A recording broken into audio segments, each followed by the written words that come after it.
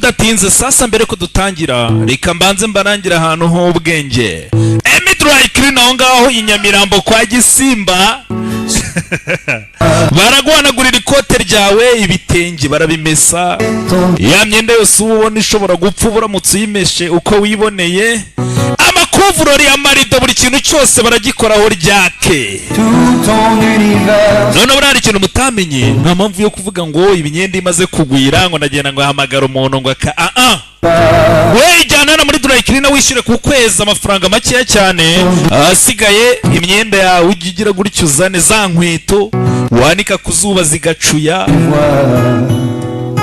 ya myenda umese bagashyira ku mugozi ukishushanya ikaza yipfunyaritse oya imyenda yawe bayikoreho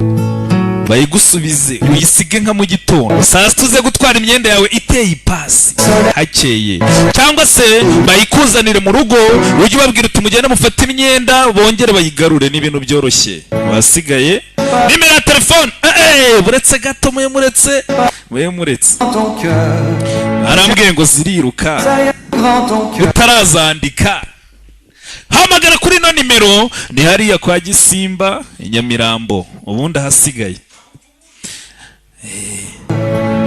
nuhabwa serivisi mbi sinjye warangiye icyo gihe wemere kuza ukavuga ati Savimbi waranshoye mbye ntibyacamo ndise